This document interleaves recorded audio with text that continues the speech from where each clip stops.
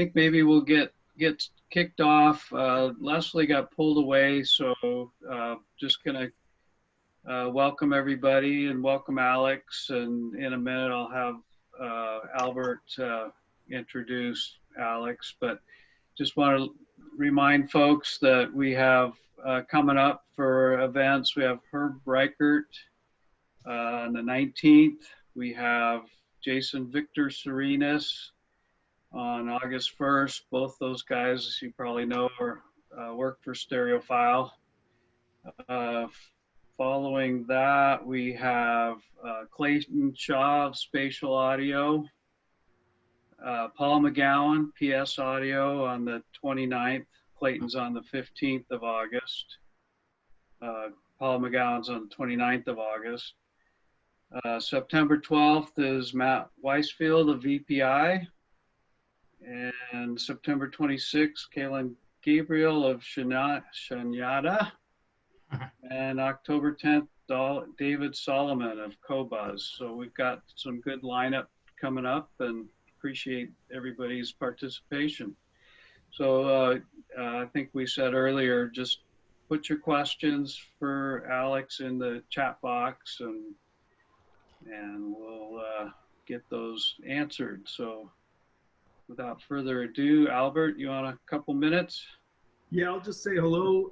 Nice to see you there, Alex. I know we started talking back in March and April, so it's good to see you here talking to the club like we have this idea about. And thanks Larry and Jay and everyone else getting the infrastructure in place. And so this is going to be fun to see your studio and your lab and the development of the Regen.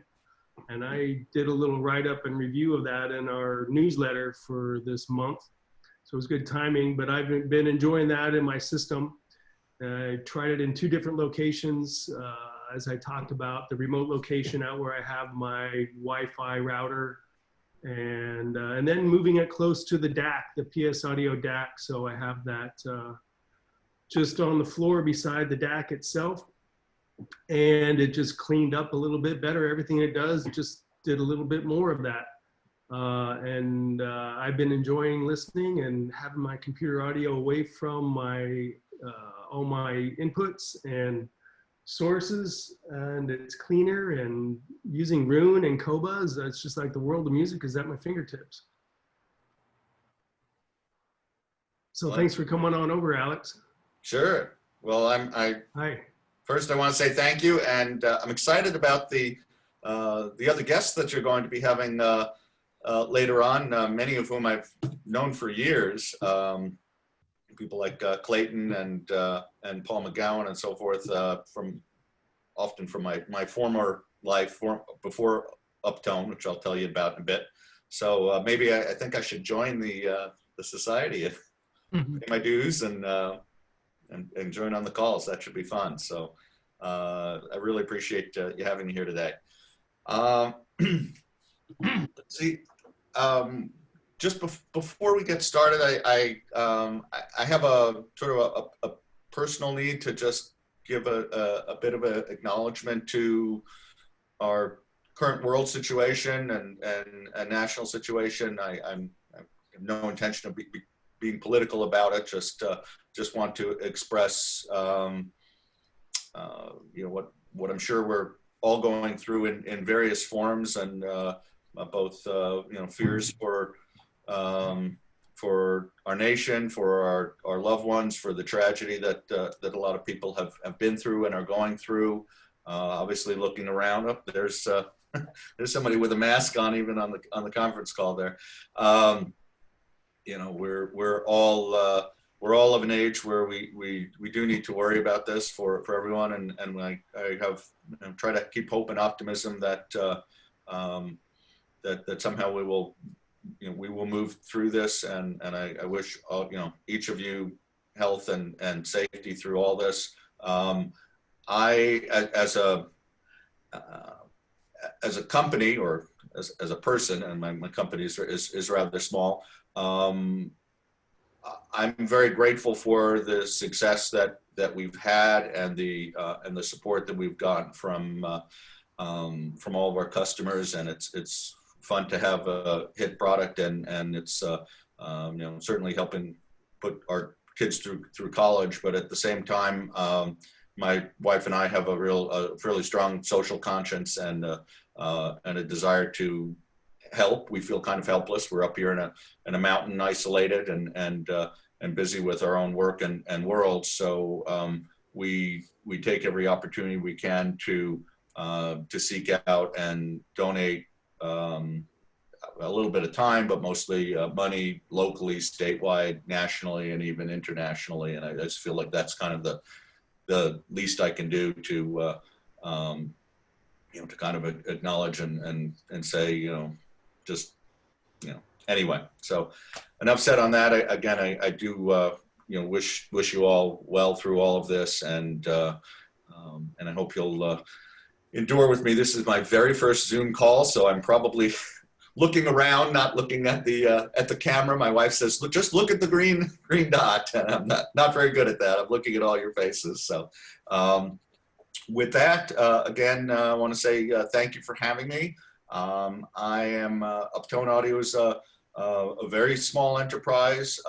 I can tell you a little bit about my background and my dear friend and partner John Swenson's background in a moment. But I thought I would, just for fun, before we get started here, take a quick walk through my facility here and what we've done and what I've added on to our house here. I'm going to just briefly, there is a meeting that it's already here. I have a separate ID under UpTone Audio as on Zoom on my iPad here. So all I have to do is enter the password, and hopefully we won't get sound feedback. I will move away from the computer here. 357, continue, and let's see if I can do this. Okay.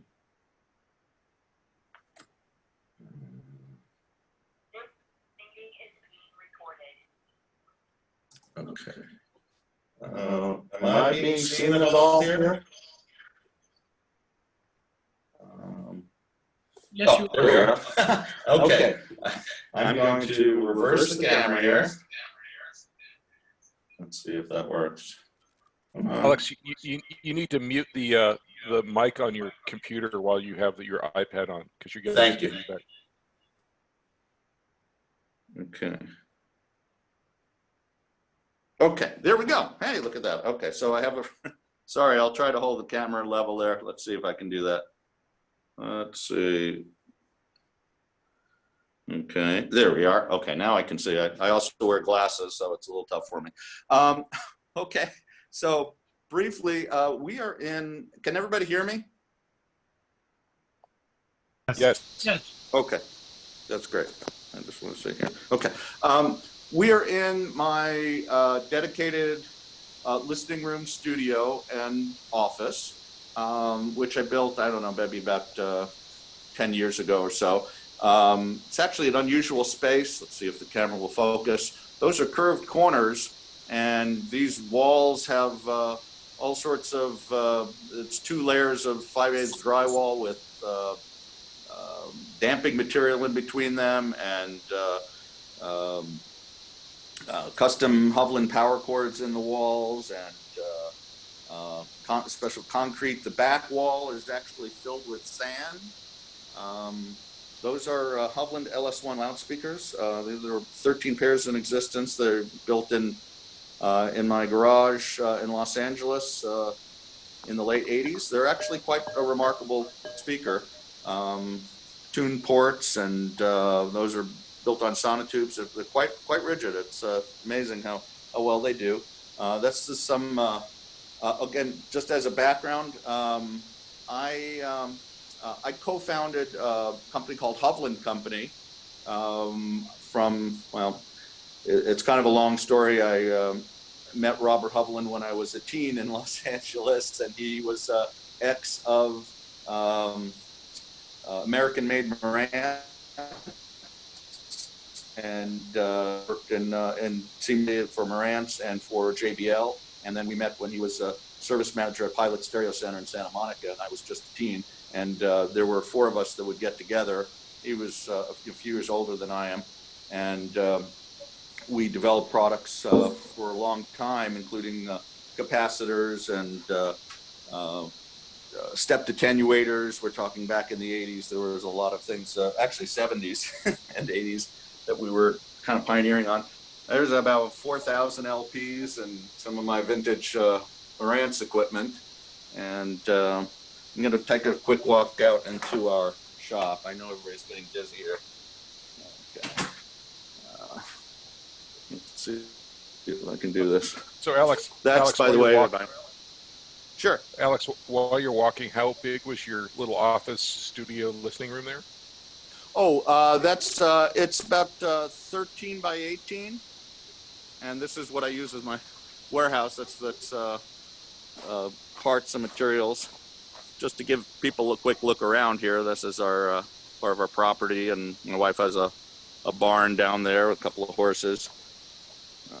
Walking on a deck here.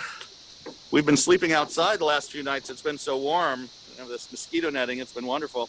Well, the sun comes up at about 7:30. So this is an addition that we built to the garage dedicated to UpTone. I have a staff of 2 that come in mostly part-time.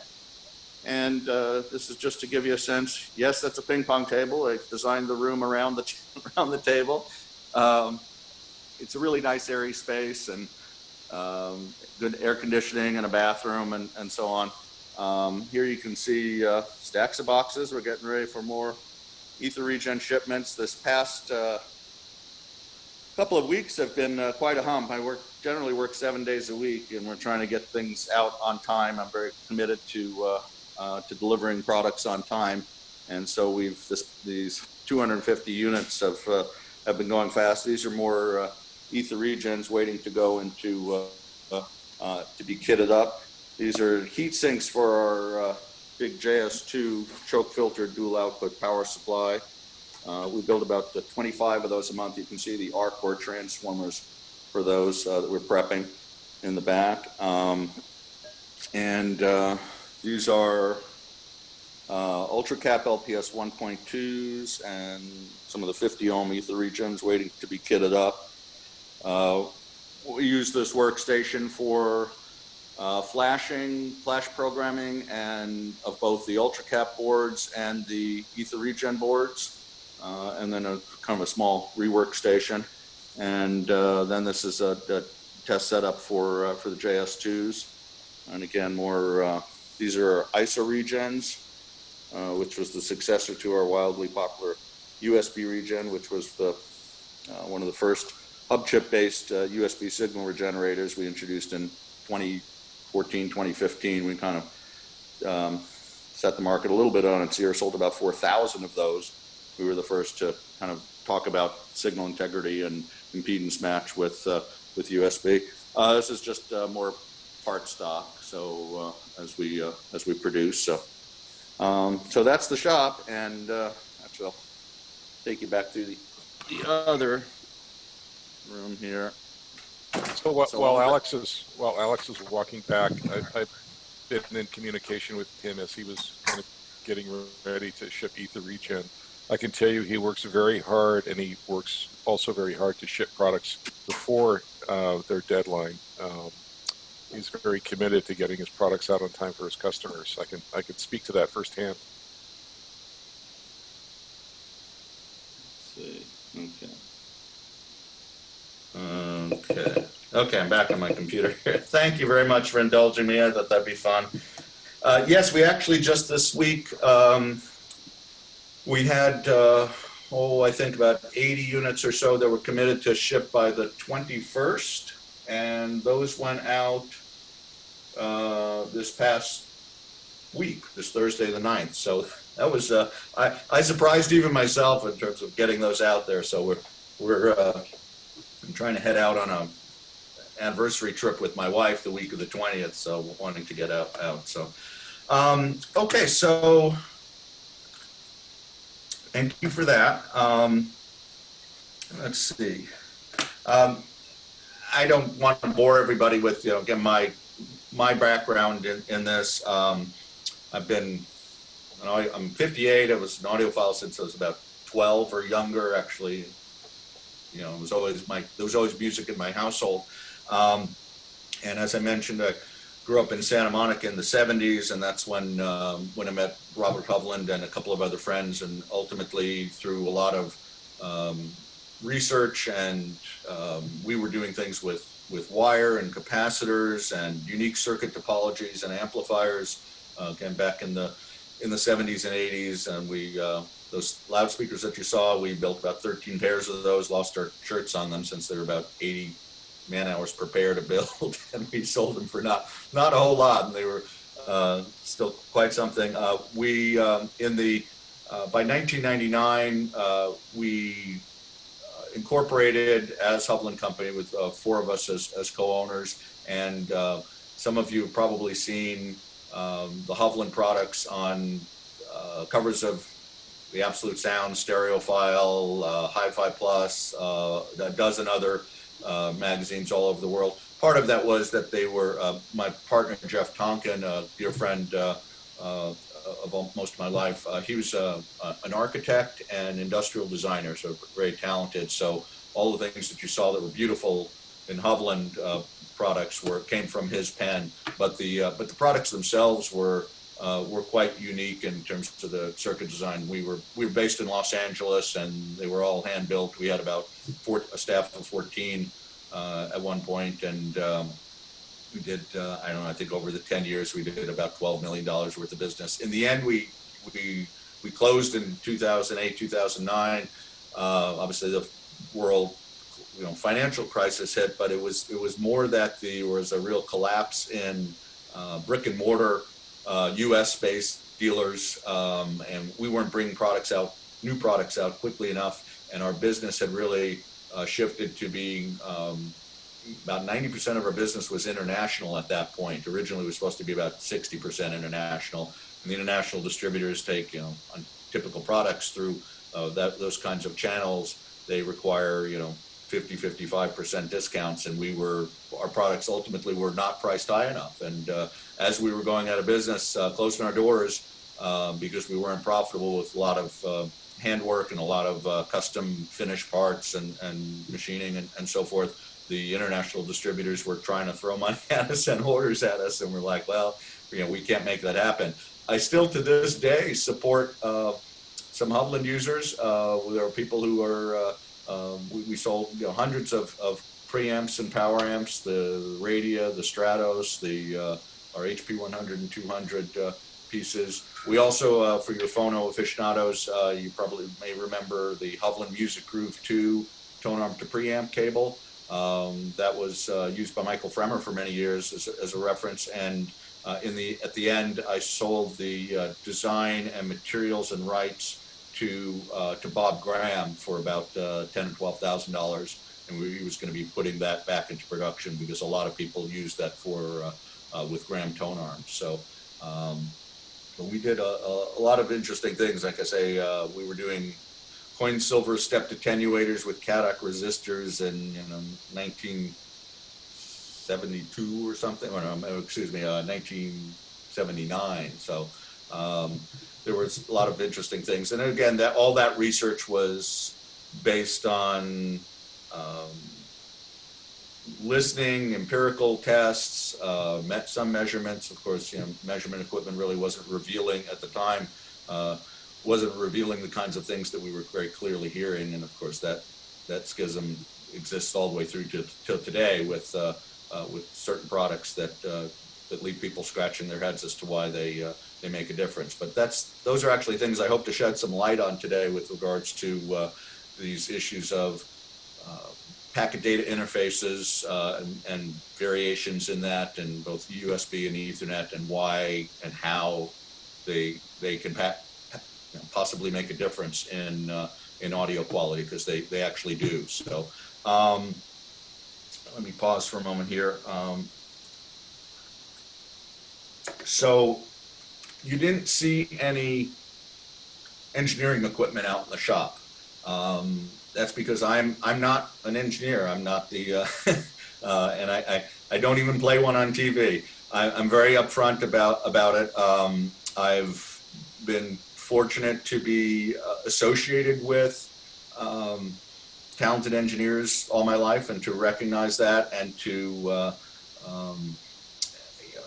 do what I can to. I like to joke. I like to play jobs to their Wozniak sort of thing, and in this case,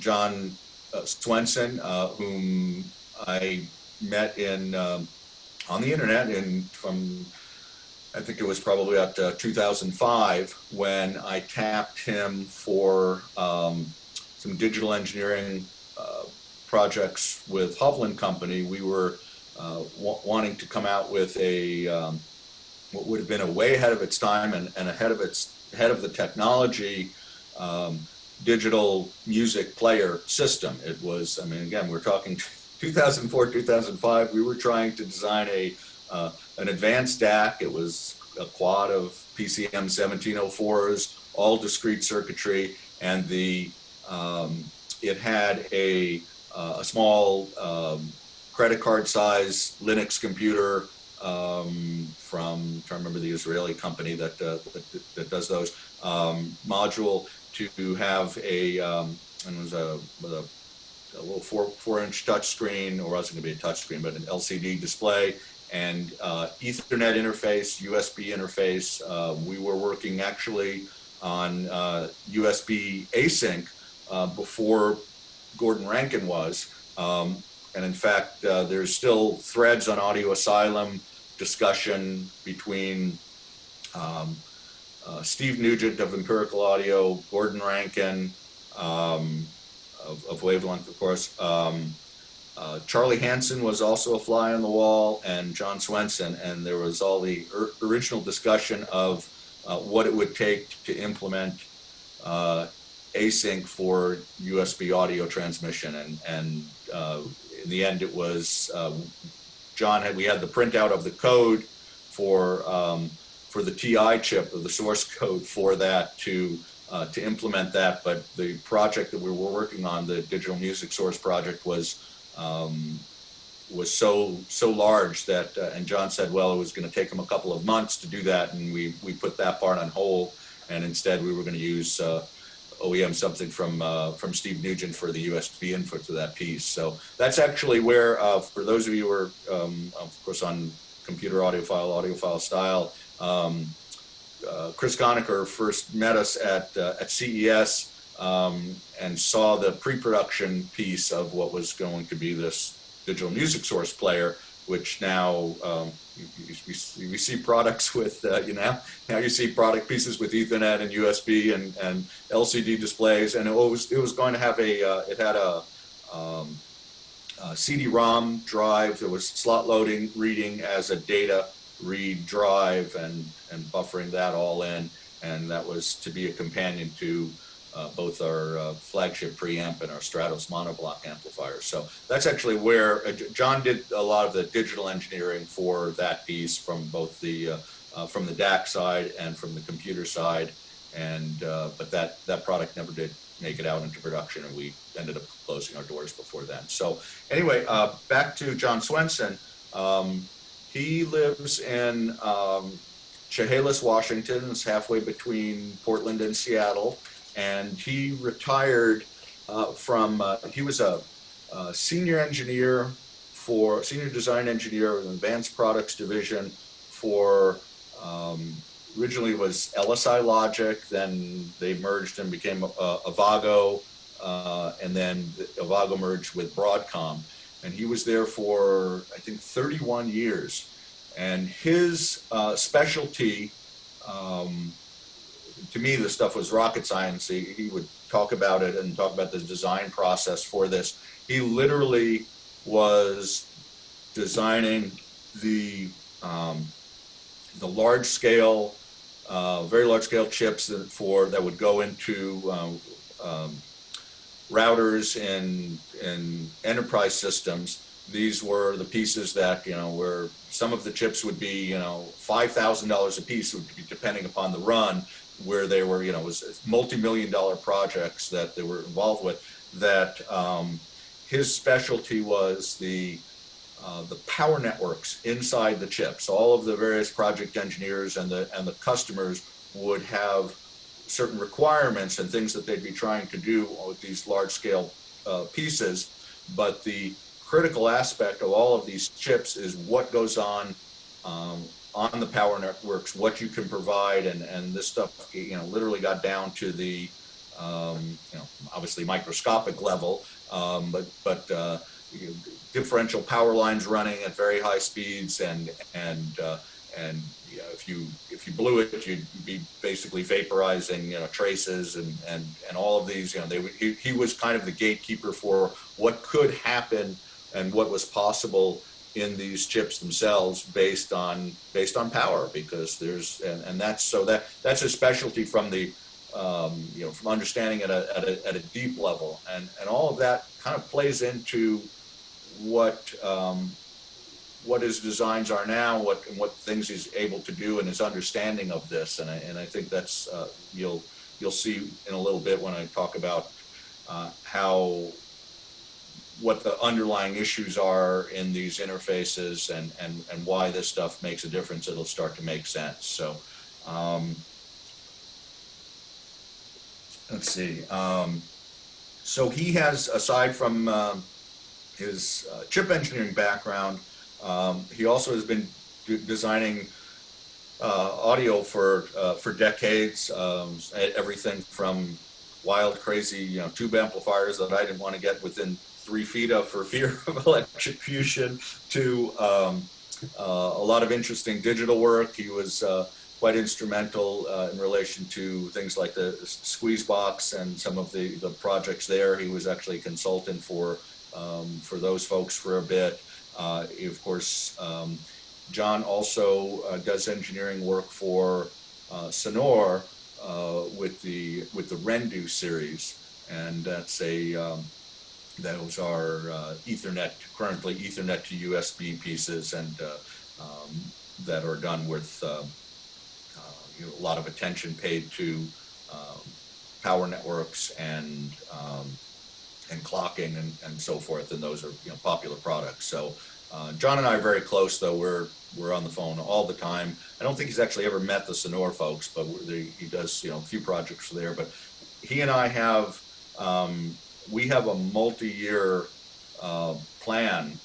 We meet in person. Well, we try to meet in person once a year and map out sort of future strategy of where we're going. And he has so many good ideas, and some of the things that directions that we want to go in are significant enough that we're trying to plan these things out. I mean, he's 62, and I'm not a spring chicken either, so we want to get going on these things and keep it moving and bring some things out. But I've been at it for long enough where I'm really not interested in doing any sort of Me Too products. I'd rather do something that to me makes people sit up and go, wow, that's a surprise. And it's not we're not interested in doing just little incremental things. And so that's actually a criteria that we have as we're working on product designs is this something that's going to be that's going to take people by surprise and be a big hit. And that's so that's kind of our goal. Our ultimate goal, my goal before we retire, is a very advanced DAC. We've been designing on paper for several years, the architecture of which has changed substantially over time, and there's a lot of interesting things. If we were to come out with this piece, no one would everybody would scratch their heads going, wow, that is crazy different, because the certain things are possible now that weren't possible in the past. And this is I may as well take a slight diversion, if you'll pardon me. Sometimes we've been asked, or you just see people discussing, the question comes up, where are the new innovations in digital audio going to come from? What's going to drive the next thing? And people say, okay, well, this, that, or the other thing in terms of maybe DACs, maybe analog stages, maybe different kinds of pieces that they think might be interfaces. We look at it from a more fundamental level, where we see the advancements becoming possible have to do with availability of unique silicon, particular chips that are not obviously not designed or weren't created with audio in mind, that exist for other purposes, other telecommunications purposes and whatnot. There are advancements taking place, and John keeps his nose to a lot of these things, that those to us are the enablers. And in fact, the EtherREGEN has a couple of parts on there that we feel will play a big role in that. One in particular being the only one of its kind, and we're trying to hope nobody knows who makes it at this point, is it's a 10 gigahertz capable ultra low jitter flip-flop, differential flip-flop. And that combined with very high speed differential isolators are the kinds of things that have application not just with what we're doing on the EtherREGEN, but actually could have tremendous application in a DAC, because when you think of it, if you can perform both isolation and run data at extremely high speeds, you could have a DAC that takes everything up to crazy rates of PWM rates that would be at very high speed, that you can run through these kinds of flip-flops and through these isolators. And then the DAC itself is essentially a low-pass filter. And you can do things like control volume by doing some things in the biasing of that output. So the DAC becomes the output stage is the DAC, the volume control is all there. I mean, that's kind of the direction that we're going in. And again, I mention this because such possibilities are enabled strictly by the availability of some of these high-speed. They're not. I don't want to call them simple chips. They're very small. They're very purpose-built chips. They're not. We're not talking processor chips here, but we're talking about certain elements that become available that enable thinking about other kinds of topologies. So. Anyway, with all that said, I'd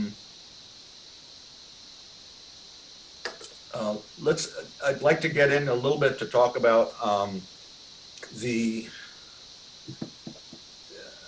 I'll talk both about EtherREGEN and a little bit about USB, because there are certain things where they're connected. They apply. Some of what we'll be talking about applies to both. But before I do, the other aspect I wanted to mention is just both a personal and a business philosophy that John and I have, and that is to create products where we take an approach where you want to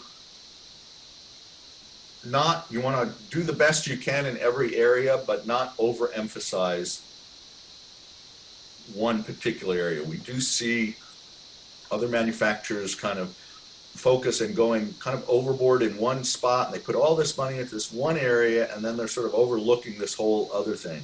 Our approach is to do something well enough and appropriate in a balanced way, and to see if we can do it in a cost-effective way. So that's kind of his design philosophy, but then it ties back into and we don't cheap out on parts by any means. In fact, our bill of materials for these boards is quite high. I mean, there's about $90 just in voltage regulators on these things at our cost. But the other aspect to it is that simply from a value approach, value standpoint, my former company, Hovland Company, we worked through dealers and distributors worldwide, and I'm familiar with the value that they add. Yet in today's world, you know, selling directly is obviously a good approach, and it keeps you connected to the users and to what's possible, and it really enables you to price products at a you know, instead of having to have the multiplier of parts cost be, you know, say 5 times or something to support both a larger organization and to support dealer and distributor margins. My philosophy basically just doubles parts cost. So it's from that standpoint, and there are certainly people, when we came out with the EtherREGEN, and now that with its success, there are a lot of people who said, oh, well, you know, you should have priced the piece at, you know, $2,000 or come out with a big fancy version. And it's like, well, you could, but that's, I'd rather see, personally, I would rather have thousands of happy customers and have people enjoy these things than to have it be fewer. I mean, certainly we could, you know, there are products that we may come out with, things that we're working on that just will simply by necessity of the build cost have to cost more. One of the ways we do that, and again, I try to keep a really small, lean staff for a couple of reasons. One, it's a lot less to manage. I'd like to, you know, the more I'm not looking to build an empire. If you have a staff of a lot of people, you have to keep them busy, and then you have this obligation, and I'll never get to, you know, I want to enjoy my life now. So there's that.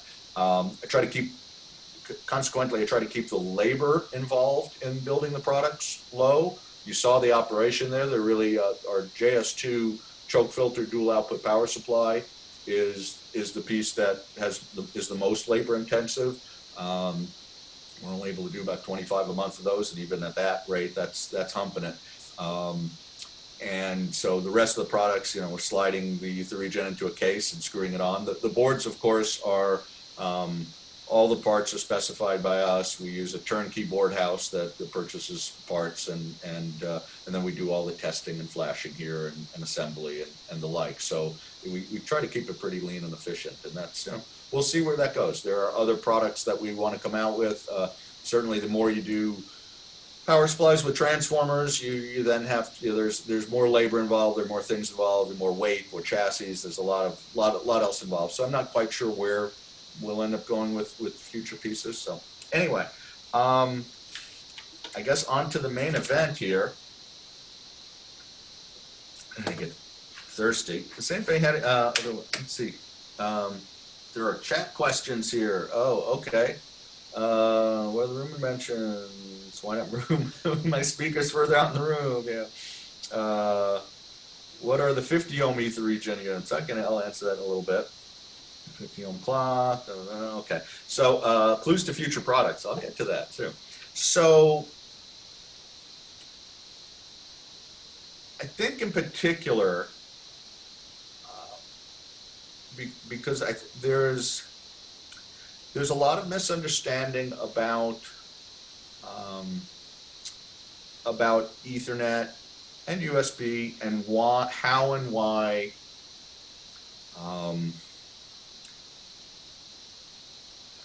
Ethernet switches or USB cables or any of this or clocking. How on earth can these things possibly make a difference in what we hear coming out of the DAC?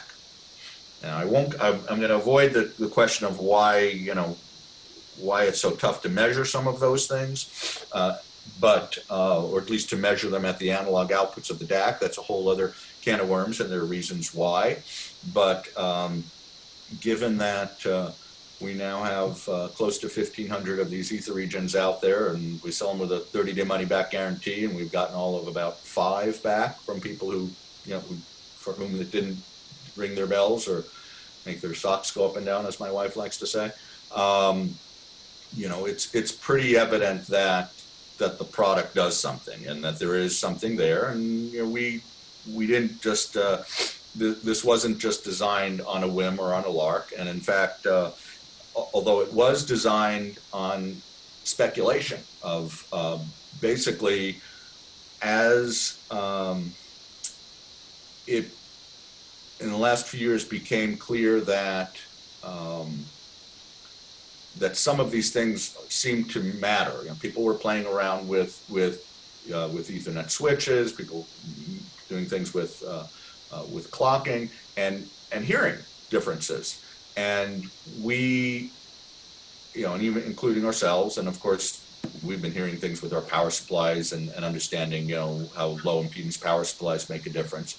But the question is how and why do these things make a difference for Ethernet? And what is the why? So John, being the scientist that he is, kind of looked at that, and both he has I mentioned before, he lives up north. He has a custom-built lab. It's beautiful, quartz countertops, and his tens of thousands of dollars worth of, or $50,000-$60,000 worth of test equipment, and beautiful setup, and he has a pick and place machine and prototyping machines and analyzers and everything. So he has all of the stuff to measure this. He looked at it and looked at it from a deeper level to say, okay, well, fundamentally what is happening is it's all about what happens in the receiver chips inside at every Ethernet interface, and really every USB interface for that matter. So as much as, excuse me, it's getting a little warm in here. As much as people like to think about Ethernet or USB being simply ones and zeros, the transmission mechanism is anything but. These are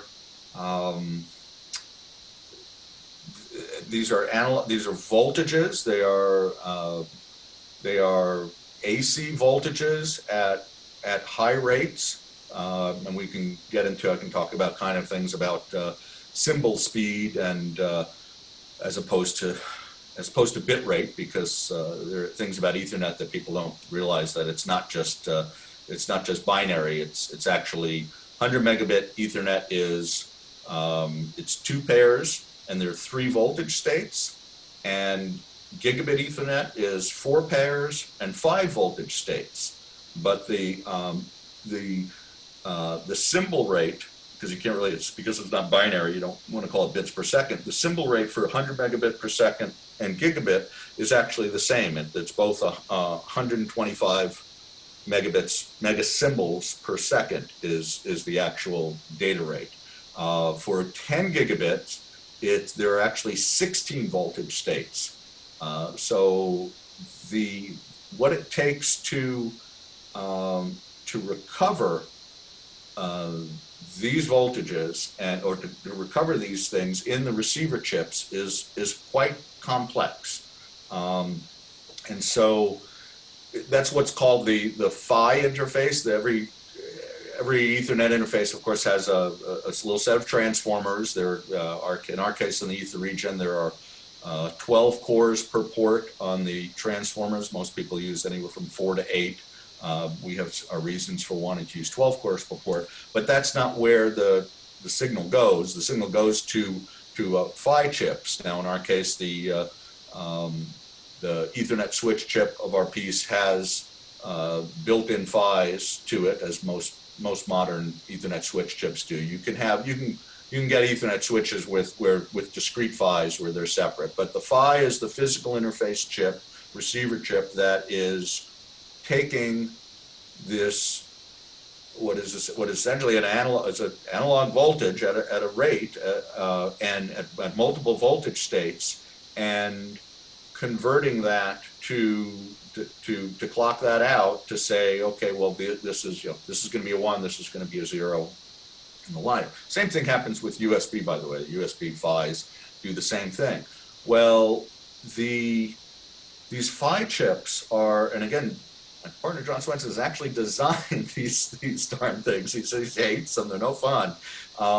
They're essentially they're DSP microcontroller state machines, and they have all sorts of built-in various overlapping phase clocks and and the cheaper ones are terrible. They're built, I mean, some of these chips are built to be 90-cent, this is an Ethernet input of a DAC, these Intel chips, because actually, as it turns out, the Intel Ethernet chips were done by LSI Logic, so John was involved in some of those, and they have really compromised clocking on their inputs. So all of the act of receiving and decoding to data, the very act of doing that is generating ground plane noise. And the worse the signal integrity, and this is signal integrity, can be seen on an I pattern. You see it for USB, you can do it for Ethernet. That will show the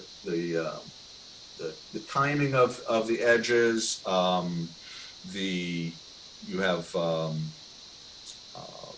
You have slew rate. You have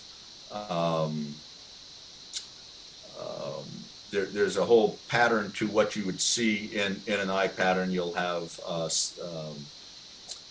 amplitude noise. Rise time is all part of this pattern, and the longer the Ethernet cable is, when you get a really long, start to get to long cables, the signal integrity very much does degrade. And what happens is the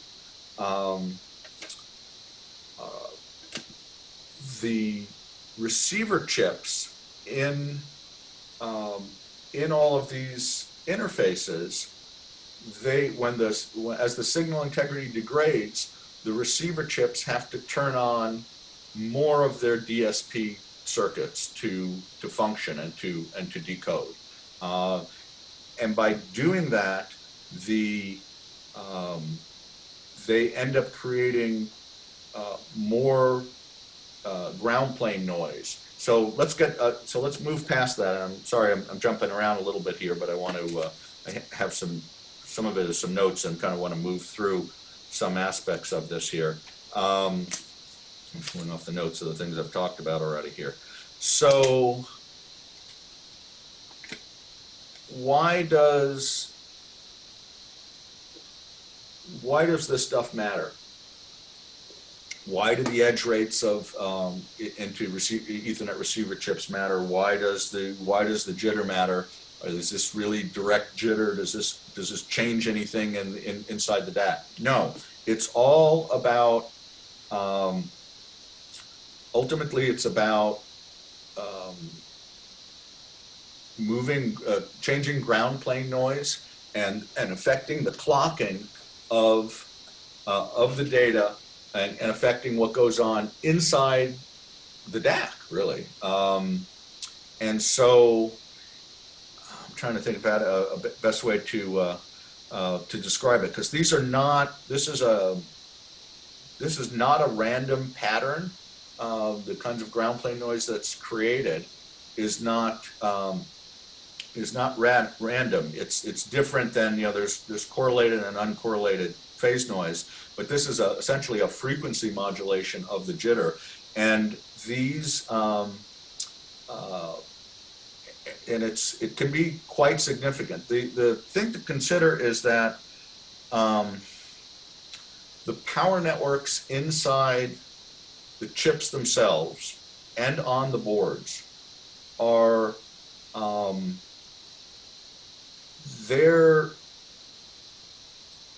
they're not it's not a steady state load. None of this stuff is. The activity that takes place, and this is why everybody's hearing differences in power supplies for computers, for the DACs themselves, is that they are a very variable load. We're talking about the load varying at hundreds of megahertz and even gigahertz. These are very instantaneous changes. I mean, we're talking thousands of % difference of changes of current demand and spikes that occur. And so again, the activity of the chips themselves is causing this. It's a byproduct of all these CMOS chips. I mean, there are other There are other technologies that have been used in the past, ECL logic and things like that, that have more constant current draw. But the typical, the way the kinds of chips that are used in the devices that we commonly use are very demanding of power supplies, and this is why we pay so much attention to the power supply networks down at the board level, and of course before the board.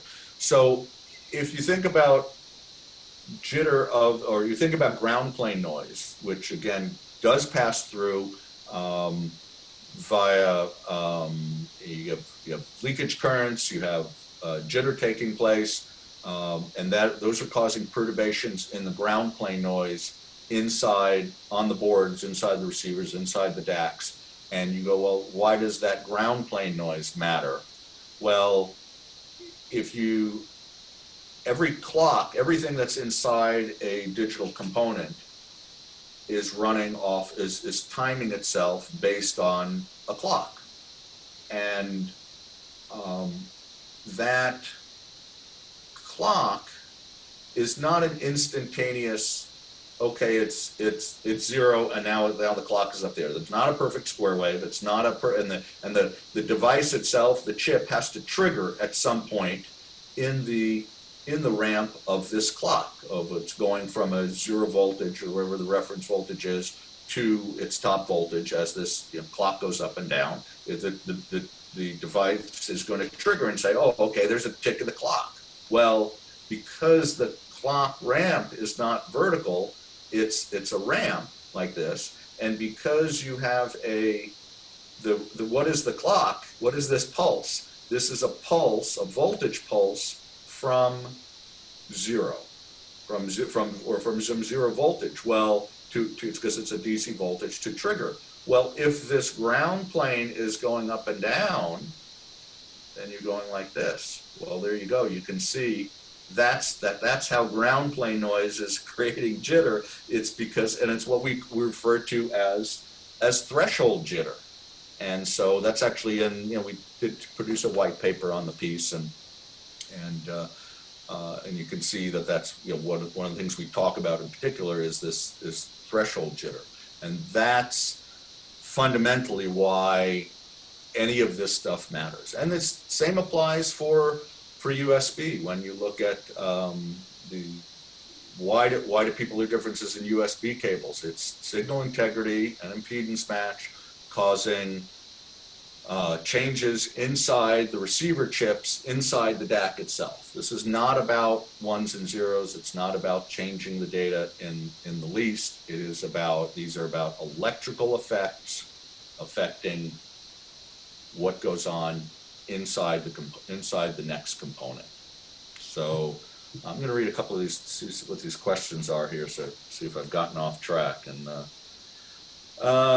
this is switching power supplies. What is okay? Okay, we got some people answering other people's questions. That's great. Is EtherREGEN the same way as putting USB reclocker master clock between the streamer and the DAC?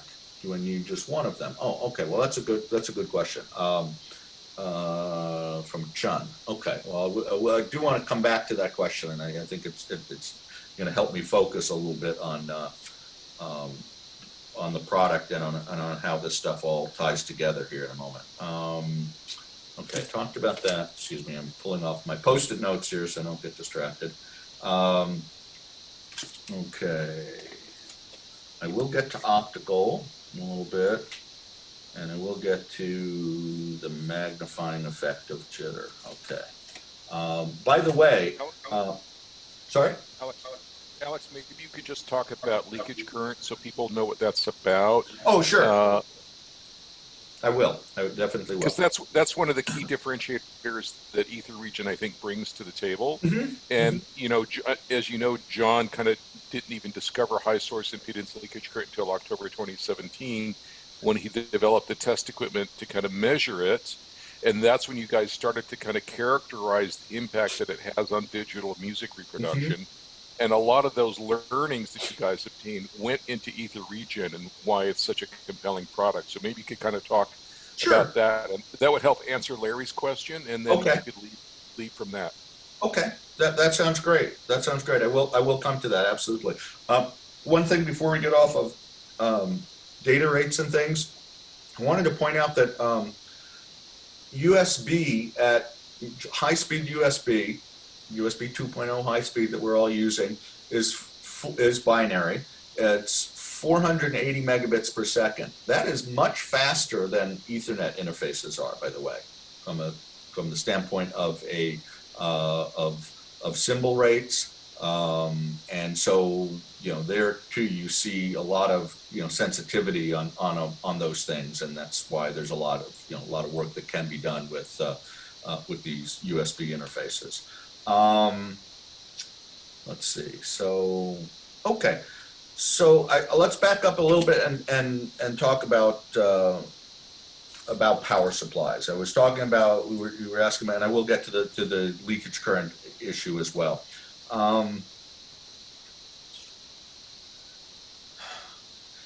The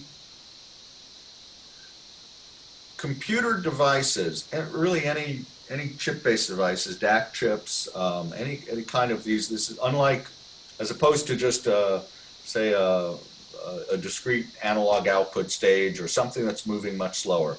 The computer chips want to have extremely fast power supplies. Well, what does that mean? That means a power supply that has very low impedance at very high frequencies. I know it's difficult to think of DC as having frequency, but when you think about the way current is drawn by these devices, and that it's not in the least constant. It's extremely bursty, and to look at these things, it's just the variation in seeing a chip, and again, John's measured this stuff both as well as the ground plane noise issues that have been measured as differential probes measures. When you look at the current draw of many of these chips, it will go from maybe a few 10 milliamps, a few milliamps to hundreds of milliamps in less than 1,000th of a second. I mean, it'll go, we're talking about these incredibly bursty current draws. This is why these devices need extremely low impedance power supplies. Well, the problem is that to do that and to provide low noise at the same time, you need to look at the supply all the way from millimeters from the chip all the way back to the wall. And John has this philosophy of what we'll call hierarchy of charge, if you will, in that what you want is extremely low inductance capacitance, which you can only obtain with very tiny capacitors, very close to the part that you're supplying, because it may be great if the capacitance was higher, but you can't get that in very low inductance parts. So you want that to be closest, and as you work your way back up the chain, you can have progressively, I don't want to say slower, but larger capacitance with higher inductance. So we get bothered when I see power supplies come out where they put all sorts of, they put a whole bank of electrolytic capacitors or super caps right at the output. That is terrible. It's an incredibly slow supply. You don't have the problem with that is that the output impedance of a supply like that has a huge hump in the from 0 to 20 cycles. That is this huge high output impedance. And for some devices where the supply inside the component is quite good, it may not be a bit of a problem, as much of a problem. But we still like to design power supplies with this notion of hierarchy of charge, going back up as we go further up, so that you have in our case, our big JS2, we have a transformer and choke, which makes things easier for the output regulators because we're not having a lot of high frequency noise come through there. But we can have large capacitance and then post the regulators, smaller capacitance, and then as you get further closer to the device, smaller and smaller capacitance, but of lower inductance to keep that speed up. So those things are really quite important to, we think quite the key to why people hear so many differences between power supplies. So Stephen wanted me to talk about leakage currents. So every power supply that anytime you have a connection to our AC mains, you're going to have something that's going to have leakage. Basically, it's literally AC components, whether it be line level, line frequency, 50 or 60 cycles of your line frequency, and harmonics thereof coming through. The transformers, every transformer has some interwinding capacitance, so that is going to let some leakage current, some current through, and it's going to pass through in the power supply. What we think of the way to think of leakage in audio systems, and where it translates into our components, and the problem is that AC, when we talk about leakage currents, we're talking about common mode, in other words, on both wires, common mode AC traveling over DC connections between components. And this will travel, some of this leakage current stuff is quite pernicious. It'll travel over USB cables, it'll travel over Ethernet cables. We've measured leakage on Ethernet cables coming from, say, your average computer or your router, whatnot. There's common mode leakage coming that way. So it is kind of pernicious stuff. Linear power supplies do have some leakage currents, but not nearly as much as a switch mode power supply, because the switch mode power supplies, which of course exist everywhere in the world, because of requirements for high efficiency, lower weight, and lower cost. In every switch mode power supply, there are what are called Y capacitors. These are capacitors that are going right across from the primary to the secondary. So you are automatically, in every switch mode power supply, you are coupling some AC to the output of the supply. John has measured a whole pile of switch mode power supplies. He developed a test setup to measure leakage currents from them.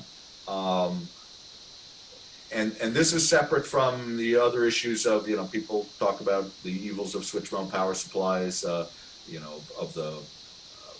not the quietest DC output, but they all run around, 80 millivolts, RMS noise out of them. It's not terrible, but it's not great. And then people are always saying, oh, well, the switch mode power supplies are going to kick all sorts of noise back into the wall. Actually, the truth is that the regulations for switching power supplies, what we call a typical desktop level 6 supply, are such that the standards that they have to meet, governmental standards, are that the noise that they kick back into the wall is extremely broadband, very spread spectrum, very low in level, and it's really not as much of an issue. I mean, truthfully, what you have coming, a regular linear power supply will kick harmonics back into the wall at line level frequencies, and is a lot, it's probably more detrimental that way. I mean, it's not leakage current, but it's what's going back to the wall, typically, is a lot worse than what's kicked back out of a typical switch mode power supply in terms of the wall. Now, the real evil of a switching power supply is with the leakage currents that we're talking about, and those are they're they're also very broadband. They can be, there's a low I could show you graphs of them, and there's low frequency components and there's high frequency components at 50, 100 megahertz and gigahertz and beyond. It's very broadband stuff of AC leakage that comes out, that gets generated out of those supplies. There are a couple of forms of it that we've determined. There's the low source impedance leakage, and this is the stuff that when you see medical supplies that are related for medical, we were talking about touch currents, AC touch currents for safety, and there are supplies that will reduce that, and then we'll have lower levels of leakage, and that's good, but that doesn't. But there's also another form of leakage that we refer to as high source impedance leakage. And that the switch mode power supply manufacturers don't know anything about that. You ask about it, or they go, "Oh, well, you want to see the measurements?" It's like you can take. We've taken, in fact, we published the measurements of a Meanwell medical adapter and showed tons of high source impedance leakage coming out of that. So it's fairly easy to get rid of some of that. You can actually, if you ground the 0 volt minus VE, the quote ground, the shell of the barrel, back to AC mains ground, that high source impedance leakage gets shunted to ground and it becomes fairly benign. You still have other issues associated with the switching power supply, but at least you're taking care of the leakage, that part of the leakage component of it. But as I mentioned, leakage still travels over Ethernet cables. It will travel and it forms loops a little bit like ground loops, but different. Leakage loops occur between any two components, your DAC and your preamplifier. Even if they have linear power supplies, whatever AC leakage they have, when those are connected via RCA cables, you are passing, there's a leakage loop that is passing between them. Now, there are ways to mitigate that and to reduce the effects of that, and that comes back to things that people can do with, I don't want to get too far afield here, with AC power.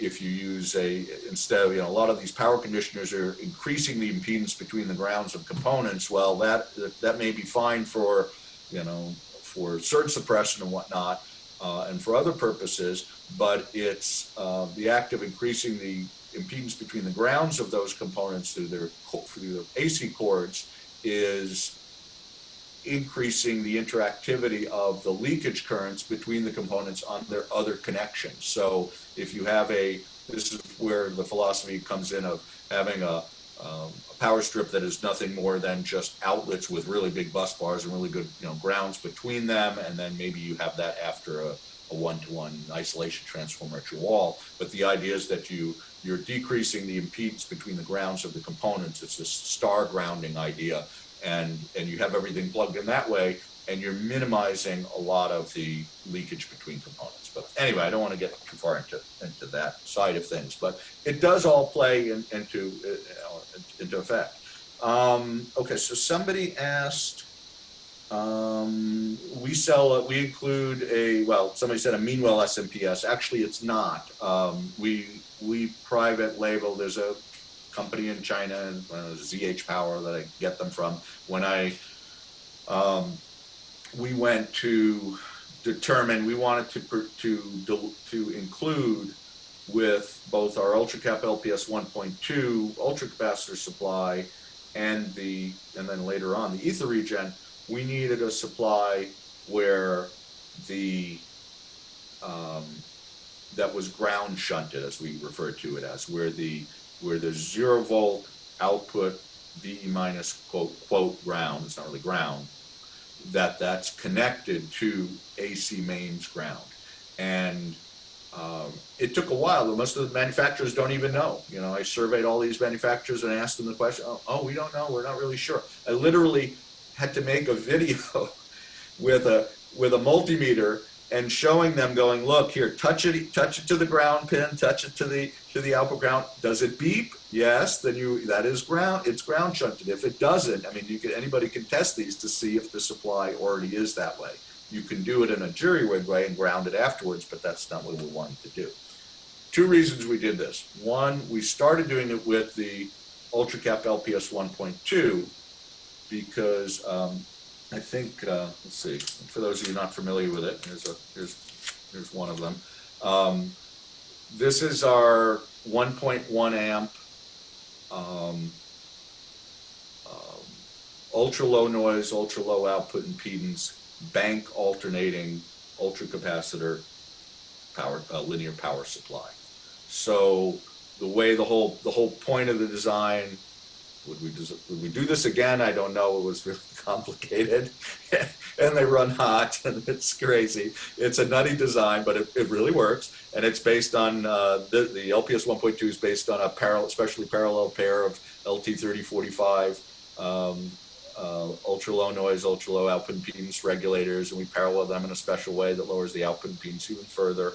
And then they're cascaded with another pre-regulator, voltage regulator. And what happens is, at any given moment in time, the DC output is being supplied by always by the ultra low noise output regulators, but from one bank of ultra capacitors. These are 10 farads a piece, so there's 70 farads, but by the time you put them in series, that's lower. And at any given moment, when this bank is being supplying, the other, it is completely divorced from the input charging side. We have all these little white pieces are optical isolators, and we have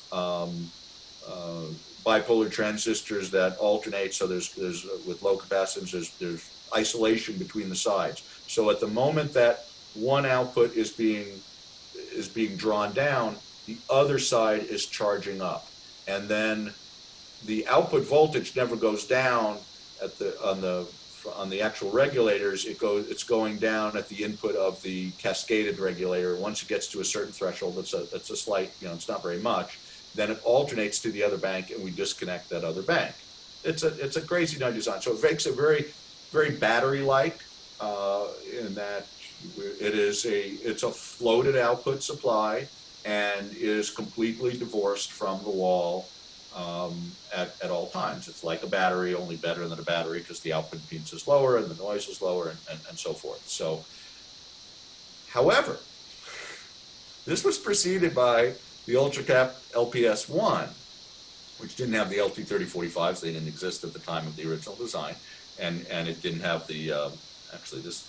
In fact, that's an LPS 1, not the LPS 1.2. But anyway, picked up the wrong board. Sorry. Anyway, they look the same. The LPS 1.2 has 5, 7, 9, and 12 volts. The other one only went up to 7 volts. But we discovered, or should I say, full disclosure, our friends at Audio Science Review, Amir, discovered upon measuring the UltraCap supply, he didn't really measure the leakage directly. He was actually checking it with I think with a micro-rendo at the time, maybe with one of our USB regens, was seeing noise, certain amount of, was coming through because he had a single-ended input and he had a ground loop, and so this leakage current was actually getting through, and we're going, this is impossible. How does this happen? And we were like, there were a couple of weeks where we were chasing our tails going, wait a minute, because when you look at the output of the supply, you don't see any of that. But in certain circumstances, you could. And we're going, well, what's going on here? Well, because we use, instead of using noisy relays to do the bank alternating for the switches, we use low capacitance transistors, not MOSFETs. They're bipolar because they're much lower capacitance.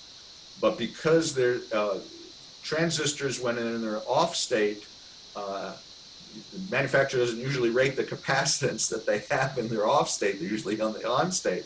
There was some capacitance in the off state, and because there were like 6 of these transistors, what we found out was in the off state, that little bit of capacitance that existed was enough to allow some leakage current coming from we supplied at the time, a Meanwell 7.5 volt, 22 watt switch mode power supply brick. It was enough to allow leakage to come through, but not the standard low impedance leakage. It was this high source impedance leakage. So it took John a while to just figure this out and sort this out. And this is all, again, you know, our company philosophy of mine is kind of a radical transparency. There is nothing that, you know, nobody doesn't know about us and what we're doing. And we, you know, this is all in the public. You can look at the forums and see. Even on our website, there's discussion of that and linked to the whole discussion and the graphs and everything and the measurements of what happened was. And so we discovered this form of leakage that was kind of unusual, and the easy way to get rid of it, which was to simply prevent that high source impedance leakage from ever entering the power supply. And we published a means of avoiding that. And at the time we were in transition to the UltraCap LPS 1.2, and it's like, you bet, we're gonna get a power supply for it that is already internally ground shunted, so people don't have to jury rig this thing, so the high source impedance leakage never gets into the supply, and it's never an issue. Hence the UpTone branded, I don't have one handy here, the UpTone branded 36 watt, 7.5 volt, 4.8 amp switching power supply that gets included with every ultra capacitor, UltraCap LPS 1.2, and we sell it separate for the old LPS 1.1 people. And it comes with the EtherREGEN. And when you use it with the EtherREGEN, you don't have to, part of this issue of leakage, at least on the A side of the EtherREGEN, is to,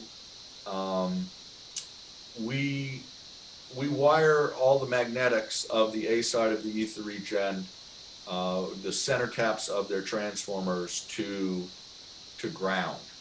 And in this case, ground in this case is the DC V minus ground of the power supply.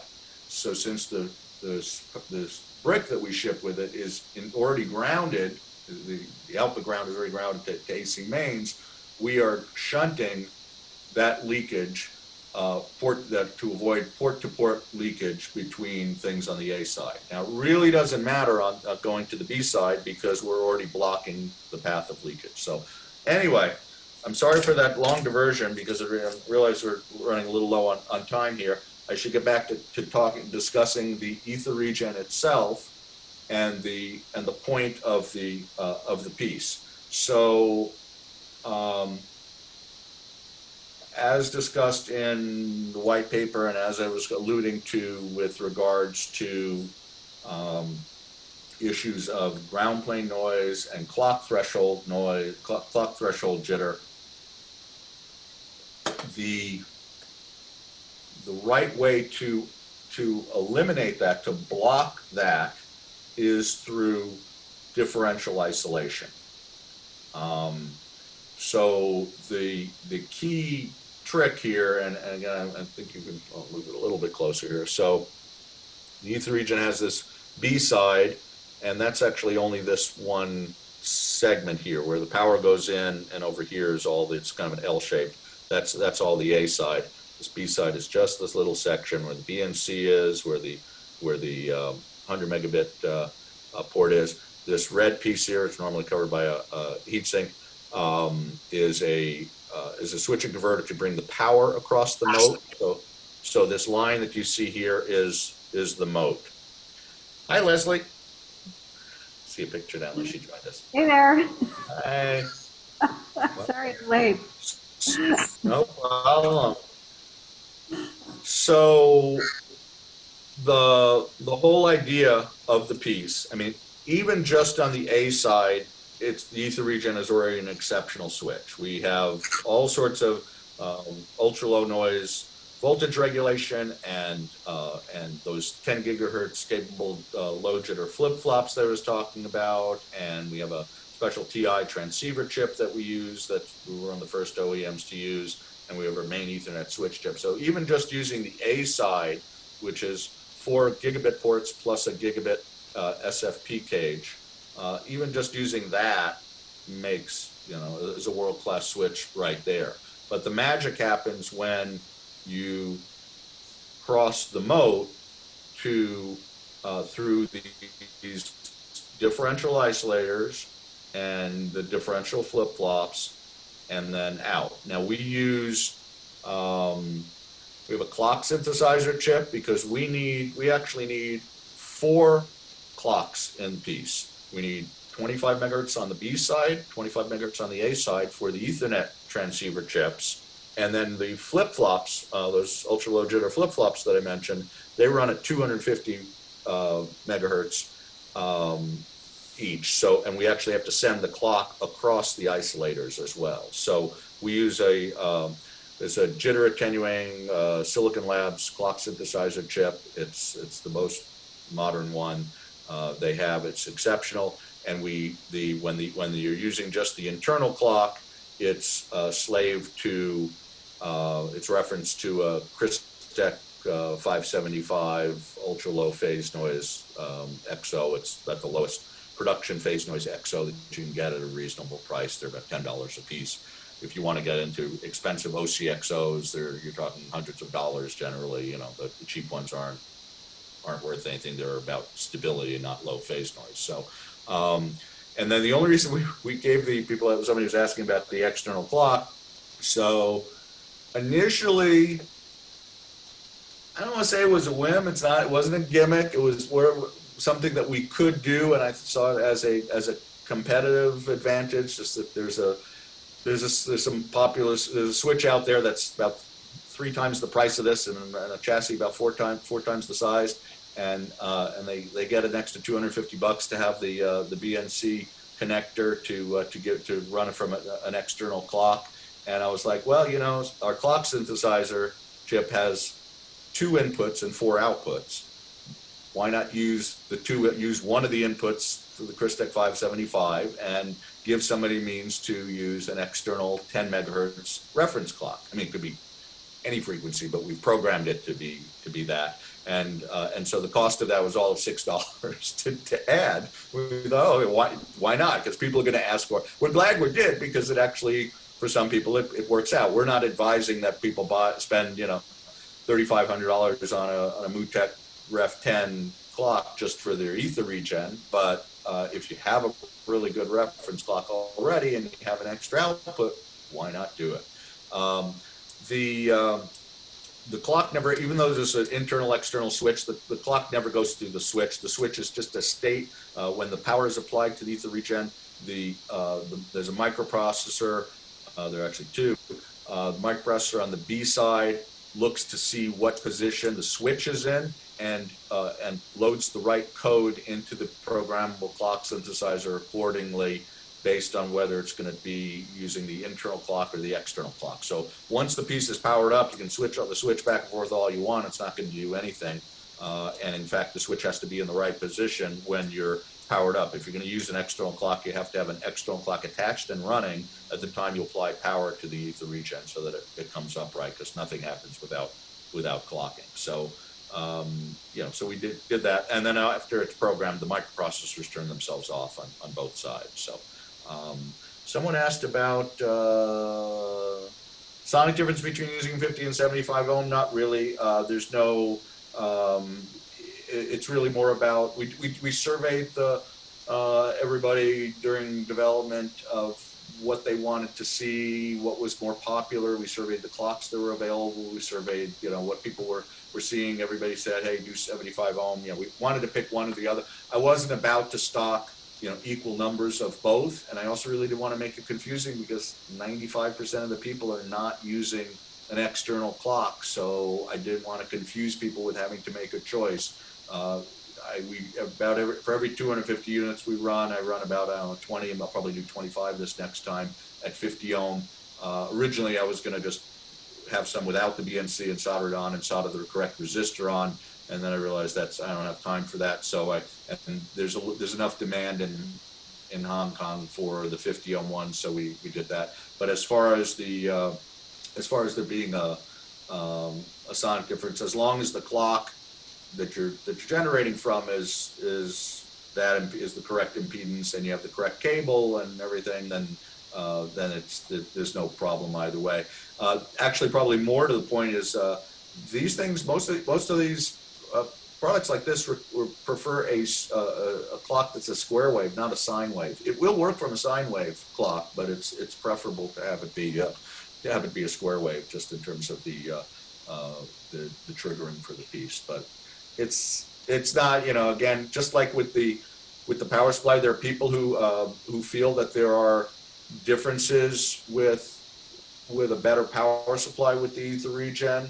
I obviously, when we first got the pre-production boards, first thing I did after listening to it and saying, "Oh, we got something here," with the piece was, we produced two very fine power supplies. I wanted to see, okay, how much of a difference are they going to make? Is it going to be worthwhile? Should we advise people that they'll get a lot better performance out of it with an upgraded power supply? And honestly, it was kind of a big shrug to me. I mean, I can hear maybe a little bit of a difference. Other people, and I was upfront with everybody about it. Other people hear differently. There are plenty of people who say, "Oh, EtherREGEN benefits from a really good supply and this and that," and that's fine. But really, I wanted everybody to be able to, the big wow is just with the piece itself.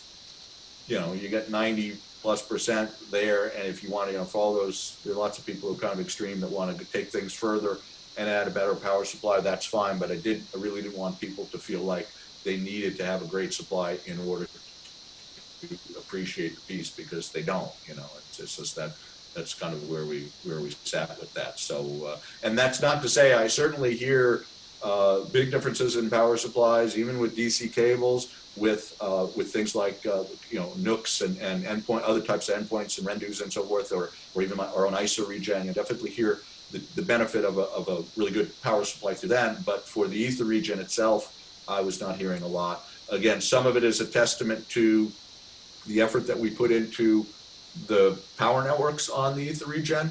Also, a lot of it has to do with the fact that we're crossing this moat, and we're already doing a lot of, not a lot makes the cross to that other side. So that was kind of that.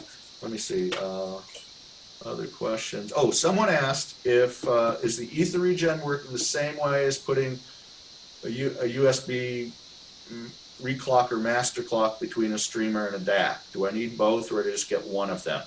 Okay, well, first of all, I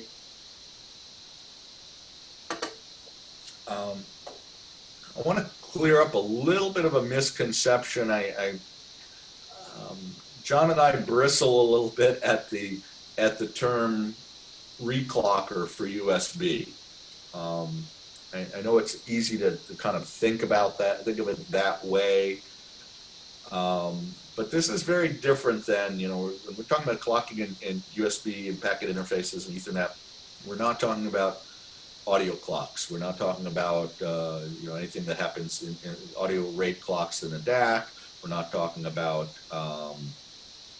even a USB to SPDIF interface. That SPDIF has audio rate clocks in it, and I could think of that as a reclocker.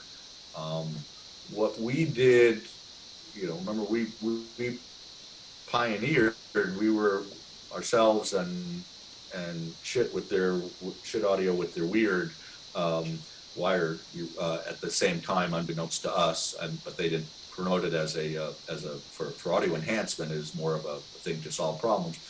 We came out at the same time, 2014, 2015. We'd been working on our original USB regen, and the basis of that product, the way it works, is just a USB hub chip. And we've since seen, on the backs of the success with the USB regen, all sorts of companies came out with hub chip based USB quote signal regenerators, and some of them made all sorts of fancy graphics and reclock, rebalance, restore, regenerate, whatever. But the truth is a USB hub chip is nothing more than considered a Mac processor. It is a protocol engine in which it's no different than your powered USB hub that you buy for $12 on your from Best Buy, other than a lot more attention paid to power networks and clocking and isolation and things. There's a lot more to that, but essentially it's taking USB, it's putting it through a protocol engine, the Mac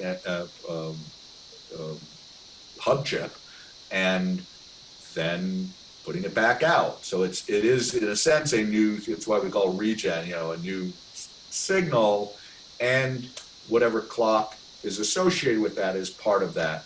But the benefits of it, if you call back to what we were talking about earlier, it's all about improving signal integrity and impedance match for the benefit of the DAC itself, of what goes on inside the DAC. So we really don't like to call these things USB or Ethernet reclockers. That has a different connotation. It's just a little too generic for me. It's like when people talk about noise, I'm sure a chef says, you talk about spices in a generic way, it doesn't mean anything. So I like to be rather specific. So with the EtherREGEN, we also have a galvanic isolator chip at the input of it, but it's harder to, so I want to get back to somebody's question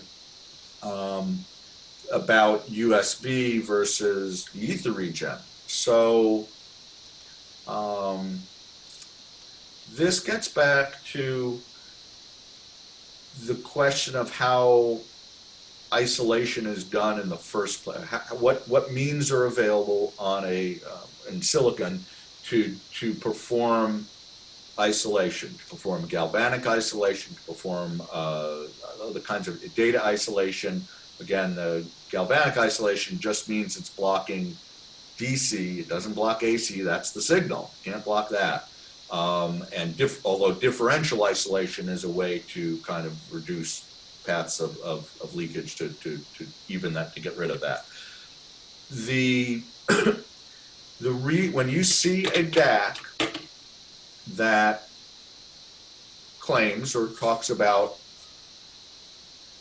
its USB inputs or any of its inputs having galvanic isolation, they are always, what they really mean, the truth of that is that those are digital isolators of whatever type, and I'll get into that in a second, on the I2S lines, on those audio data lines after the USB input stage. There's only two exceptions of DACs that are isolating beforehand, and I'll mention those, and it has to do even with our EtherREGEN. The reason that is, you have to isolate afterwards, is because USB is a bidirectional interface on a single pair of wires. So the data on one pair of wires is going back and forth. There's not separate pairs to send the data back and forth. All digital isolator chips, I don't care whether they're capacitive or optical or giant magnetoresistive or whatever, RF based, there's all sorts of types of digital isolator chips. All digital isolator chips, their bit channel is always unidirectional. Now you can get chips where there's 2 or 4 isolators in the chip, and you'll have them two of the isolators are going one direction and 2 of the isolators are going the other direction in a single package. But that doesn't change the fact that the one bit is unidirectional. You cannot put a traditional digital isolator chip on or any digital isolator chip really, on a USB signal, because the data is going back and forth. The way, so DACs always have that on the output side of that. And so the idea is that there's something that gets baked into some of the effects that we were talking about before in terms of ground plane noise bounce, other kinds of leakage, things that get into the DAC, that get into the USB section of the DAC, that make it past the isolators. Some of the stuff sails right on through the isolators on the I2S lines. So just because a DAC says they have galvanic isolation of their USB on the output of the USB, does not mean that they are immune to all sorts of stuff upstream. And that's been proven time and again with people using USB signal generators, or hearing differences between USB cables with DACs that have galvanic isolation on their I2S line. So There is a way to accomplish that. There are two ways. Well, one with our original USB regen and with the EtherREGEN, where we just enhance the clocking and the networks. It's, there's through a hub chip, but that is not providing true galvanic isolation. There was for a couple of years, and we were the first ones to even contact them, first audio company to contact them for use. There's a chip company called Solana. They're not even a chip company. They make some other kinds of power stuff. But they're an Australian company, very strange. They came out with a high-speed USB isolator chip, all in one. Or all the other ones that are all full speed that are out there that you see, the ATOMs and some of these others, and you can't run USB high speed. The Solana was supposedly able to. Well, we got a sample of it in, I don't know, late 2015, and it was terrible. You couldn't really run it. It was not good for UAC audio. You couldn't even run it. It just didn't work. And of course, we wanted to use it. We told them we want to put it in front of a hub chip as if to feed it. And they go, really? That's interesting. We hadn't thought of that. Well, and that essentially gave them the idea to pursue audio companies and that there might be a possibility for the use of this chip with audio. Well, we fought with the darn thing, and it delayed the release of the EtherREGEN for at least a year, versus we could have had an Uber regen out, surpassing our USB regen much earlier, but we wanted to do the galvanic isolation with this chip, but we struggled the heck out of it with it, and it didn't want to play well with the hub chip that we liked, and we get all sorts of disconnects and static, and we had to work really hard. It was very frustrating to get this to work right. Unbeknownst to me, we were talking with the sales engineer and feeding back to them where we were in the process and solution. Turns out they were putting all that into app notes and giving it to our competitors. So there's a couple of companies out there that really benefited from, or one in particular that's using that chip that benefited. Now the companies discontinued the chip and they jacked up they jacked up the price to $50 a piece on the last buys, and it was silly. I mean, I paid $15 a piece for these chips, and I don't ever want to go back there again. So, however, I mentioned earlier that there is one company that does have USB galvanic isolation at their input, and that is Orlick with their G2 series, both the Vega G2 DAC and then their Aries G2 streamer. They're using the Solana chip. Mr. Wang bought 10,000 of these. In fact, I'm about to buy some from him. He said I could have as many as I want. I was thinking about doing a last run of EtherREGENs. And they use it on the output of their streamer and on the input of their Vega G2 DAC. But anyway, and then Peter Saint of Phasor also uses. I'm trying to remember if I shipped him or I sold some to somebody else to use on the input of their DAC as well. So there is that, but it's not. So coming back full circle back to the EtherREGEN, and someone asked, well, what do you do on USB, and is it equivalent to a reclocker, and which should you use?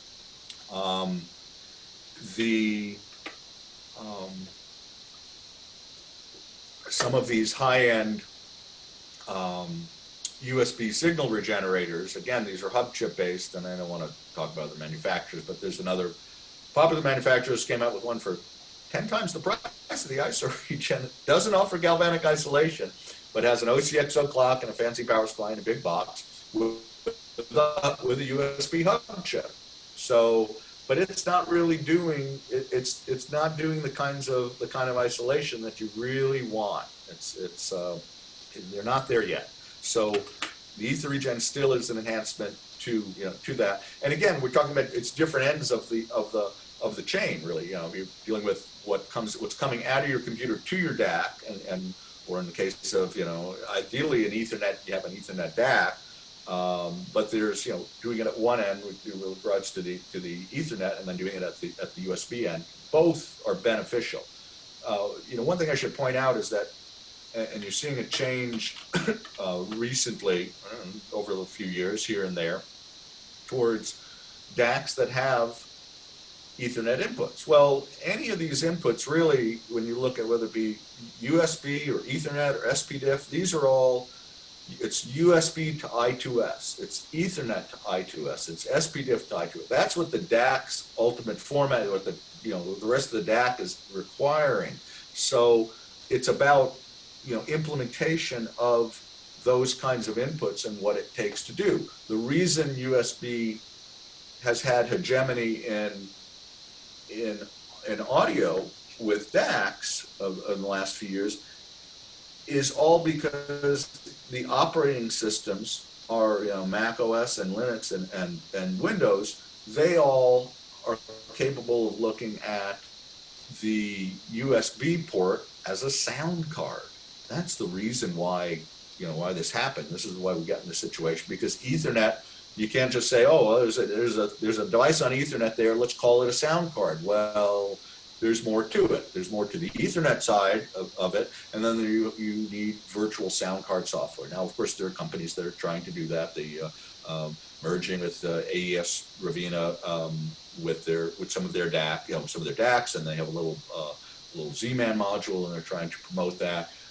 And they have some virtual sound card software so that you can address the DAC as an Ethernet as a DAC from your computer.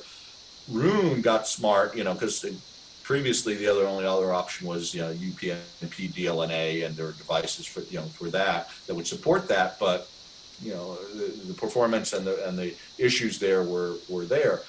Of course, Roon got smart, and they said, oh, well, let's solve this problem. Let's give somebody a compelling user interface and make it easy for the DAC manufacturers and device manufacturers to hopefully implement something with that to make it an endpoint. And actually, they were aided by a couple of companies like Converse Digital, which were adopted by PS Audio and Air, which had a small, what was originally a DLNA Ethernet input board. Again, it's Ethernet to I2S, that they've adopted to be a Roon endpoint. And that's what's changing and moving people ultimately towards being able to have Ethernet input DACs. Obviously, other companies have done it. People like DCS have done it. And, I think that's a benefit, because really you're eliminating certain stages. And we sell we have a lot of fans, probably here, that have Ethernet input DACs, PS Audio, with the Bridge 2, the direct stream DACs, a lot of DCS people, DCS Rossinis or DCS Bridge people and whatnot, that particularly enjoy the benefits of the EtherREGEN, because you're a lot closer to the DAC. You're not further down the chain. So the last question, there was a question. So somebody wanted me to hint at a future product. So I'm going to let a cat out of the bag. I'm swearing you all to secrecy, because I don't want to talk about this in public on the forums. But essentially, it's sort of an obvious next step to look at what we've done with the EtherREGEN, the core elements of the piece, which are the high-speed differential isolators, these 10 gigahertz capable flip-flops, and the clocking circuitry to support that. And by the way, our clocking on the EtherREGEN is we run all the clocking, the clock synthesizer outputs differential clocks. So we run all the clocking as differential lines. Most DACs do not even do that. I mean, the clocking on the EtherREGEN is worthy of what you see. It's better than what you see in a lot of high-end DACs. So we really feel that differential clocking is very important to preserving the best, lowest phase noise and jitter out of these pieces. So we do utilize that. So those core pieces could be taken and applied to USB. As I mentioned, you can't put USB across traditional digital isolators.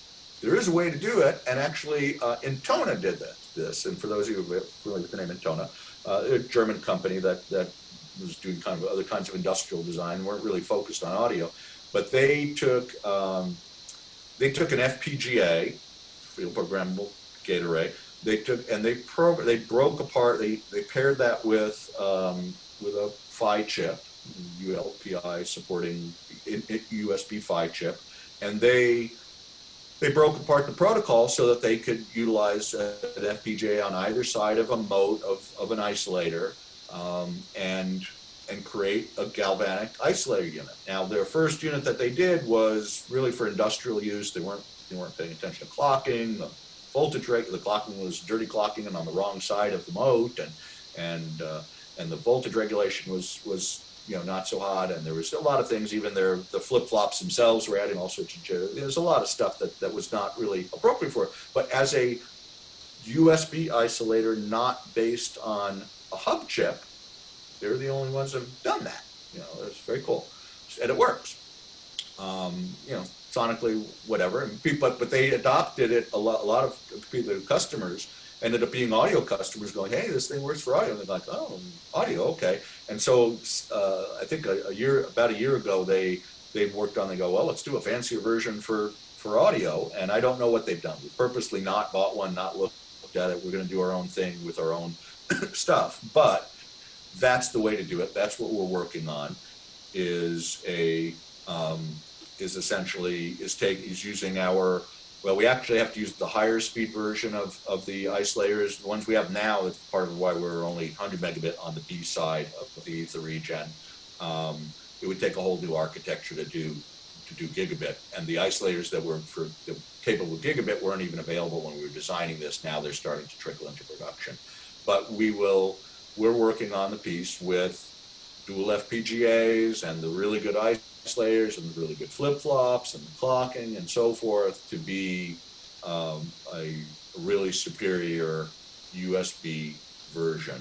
And like I said, initially it'll probably be same size board, same case as what we've done with the EtherREGEN. I'm also actually thinking of, just because from a market standpoint, I'm seeing people are willing to spend crazy money on some of this stuff, and sometimes some places you don't get taken seriously if you're not priced high enough. And there's also the issue of power supplies, and power supplies are important, and we have some other power supply things in the works. So I'm thinking maybe we do a version like this that'll utilize an external power supply, and then maybe we do a fancier big box version with the power supply built in. I haven't really decided, so it's one of those things where we're working on that, and that's a work in progress. Somebody mentioned DVLA. Yes, we have lots of DVLA users with EtherREGENs, enjoying that. There's a few people in Australia who've told us that the EtherREGEN solves a problem with one of the DVLAs as well, that people have had. So that's kind of neat. What's the way to get best digital signal, your DAC, USB, or Ethernet? I think I kind of, Albert, I feel like I've kind of addressed that, in that all of it's a matter of, pluses and minuses to each. If an Ethernet board is done well and you give it a good Ethernet signal, I think it can be, Ethernet can be excellent, and but I think it becomes a bit DAC dependent. Somebody says, does my DAC need an Ethernet input to use this? Oh, no. No, the idea is that if you don't have a DAC with Ethernet input, sometimes I forget the basics here, the idea is to connect the EtherREGEN to whatever is the DAC attached computer, streamer, render endpoint, or Ethernet input DAC. But let's say you have if it's your laptop, or a general purpose computer that you then have a USB cable to your DAC, then that's what you use to feed the network to that computer. If it's say a render or an INEO server or whatever, or an Aries, or Orlick Aries, or a Sonora micro render or ultra render, then again you feed that. You put this as close to your DAC as possible. And if your DAC doesn't have a USB input, Ethernet input, it's whatever it is that you have feeding your DAC is where you do that. So you put everything else on the A side. You give it a network feed on the A side. If you have a Rune Core server or something like that, or some other kinds of servers or NASAs, you can put those on the A side. You can put them upstream on a switch. I don't really care what people do on the A side. Functionally, sometimes Rune is a little funny if you have things connected way upstream. The Rune is always polling to find the endpoint, and if there's some latency or something like that, sometimes it seems like Rune goes, "Hey, where's the endpoint? I lost it." And the solution is often just to attach the Rune Core server to one of the other A side ports. So, so that's how it goes. The people asked, I wanted to touch on optical. By the way, optical is, I was talking about how Ethernet itself is not binary, that it's 3 voltage states for 100 megabit and 5 voltage states for gigabit. Optical is binary, and it's 100. The symbol rate and the data rate are the same. It's 125 gigabits per second is the optical rate, and those are that is coming off of the. Let's see, I have those one of those here coming off of the little SFP transceiver module, which we do not include with the EtherREGEN, but you can get one. They're inexpensive, depending upon the kind you use. Coming off of the SFP module transceiver is it's a what's called an LVDS, low voltage differential signal. Jitter on the transmitters, jitter on from the transmitters and through these receivers is still passed through in the and in some is generated in the electrical to optical and optical to electrical interface on with optical. It is not a complete panacea to everything by any means. It is truly galvanically isolated, and you don't have to worry about any kinds of leakage currents and so forth from upstream, and there's some advantages there, but it is not it still can pass these other phase noise effects through to the other side. One of the other things is there's probably seen people who really fall down the rabbit hole with some of this stuff with optical. People are talking about the differences between single mode and multi-mode fiber. Indeed, the rise times on multi-mode fiber are longer. It's not as fine an aperture. The receivers on the single mode fibers are more sensitive. The the active area is smaller, so there is some interesting aspects to why people have been hearing single mode fiber sounding better, bizarrely enough, than the multi-mode, and there are technical reasons for that. And I guess that's probably the place that I would want to leave you folks with, because I know again there's a lot of I've tried to kind of in my own non-engineer way touch on the aspects of what we're trying to do and what we're why we think this stuff matters, and we put some of that. I encourage people to read if you're really interested. There's a link to a white paper that we did about it. The challenge is indeed to measure this stuff. John just bought about a $19,000 Jackson Labs phase noise measurement system, which is great because we can measure clocks now. And he has other pretty sophisticated advanced analysis stuff, high gigahertz scopes, and for looking at eye patterns and signal integrity. And he's also working on a piece to be able to generate a jitter marker that he can then measure ultimately at the analog output of a DAC and do. I think he's trying to do like wavelet analysis software to find, because traditional FFTs don't really have the ability to see some of the effects that we're dealing with here, because it's not showing up on typical measurements. So we're working on that to be able to show how different clocking and isolation has these sorts of effects. So I guess my final point is that there isn't much doubt that we're kind of we feel like we're at the intersection of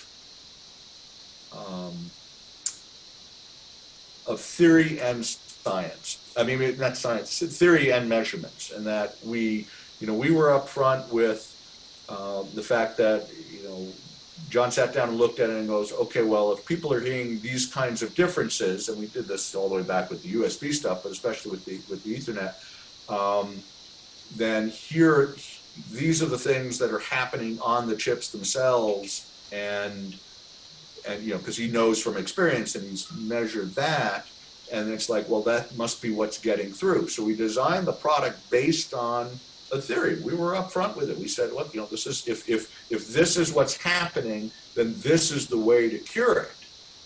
So but we didn't know until we had also different breadboards and prototypes and so forth that were really about getting things functionally. But it wasn't until the final pre-production boards that had everything all together and working that we were able to put it into an audio system and go, oh, this really, we got something here. We were right, So in that sense, it's, we're kind of on this adventure with everybody else. So now, of course, we did all this. We spent nearly 18 months trying to get this thing going and happening. We did it out in public, for good or bad. And of course, the reaction was, from some quarters, the reaction was, to me, until people have it in their hands and experience it, it doesn't matter what I think, how good I think it is. It's what people experience once they have it and try it. And obviously, it's been people have agreed it's been a great success. But there, of course, were and are all sorts of people who just poo-pooed and say, "Oh, that's all just a bunch of BS. It's impossible to show us the measurements." Well, again, we're being upfront. We're saying, "Look, we're trying. I'm not going to let the call and cry for from the skeptics for measurements prevent our own John's time is limited. He's designed for me and Sonora to prevent us from and he has other personal obligations and so forth that he's involved with. So I'm not going to let the hunt for that slow down our product development. But he is still very, we've come to an agreement of a slice of his time, 10 or 20% of his time can be working on these measurement projects, because we do want to not only to quell the skeptics, but also just for our own purposes, to once we can show how to show these effects. I mean, you can already measure ground plane noise and see some things at the low level on the boards, but to be able to show it ultimately at the output of the DAC or in the jitter of the on the digital interface there, really at the clock pin. I'd be happy if we show the clock input pin in the DAC itself and show upstream things going on with power supplies and Ethernet and so forth having an effect on the DAC master clock pin. That would satisfy me personally, because I think that's enough to to prove to people. But I say all this because there are lots of people who go, oh, this is all just, it's all nonsense. And it's like, no, it's not. It really is, there really is something there. I can't say I fully understand all of it. I've tried today to hopefully explain a bit. I probably didn't leave a lot of time for questions, but for whoever wants to ask questions, feel free to ask away. Hey, Alex, I have a question. Uh-huh. So and maybe you talked about this already, but I've been playing around a lot with fiber on my system, and I don't know if anybody brought this up, the article that Peter Trusit sent around earlier about different network switches and dampening your network switch. Do I need to bother with that at all if I'm just going to put the EtherREGEN at the end of my fiber run? I'm not sure what you're referring to in terms of dampening your network switch. Are we literally talking about putting weights on it or something like that? They put it on, Larry, you read the article, right? Yeah, they actually put it on like something that they were, I think, using on automobiles or something to get rid of. It's really interesting. Okay, well, I know what you're talking about in terms of they are damping materials and damping rubbers and so forth. Well, I think the core of something like that has, when you talk about vibration with some of these things, clocks themselves do, a lot of this is about when you dealing with some of these devices that have clocks in them.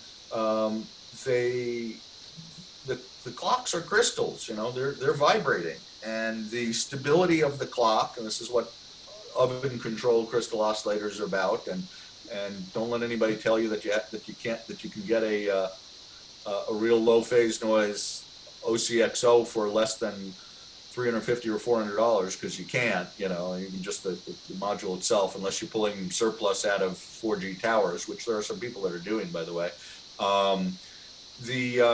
What matters is clocks is extremely low phase noise at low offsets from the carrier frequency. You know, all this stuff about long-term stability and drift of the frequency of the clock. We don't care about any of that stuff for audio. What we care about is phase noise at 1 cycle, 10 cycle, 100 cycle, right in that range, keeping that really low.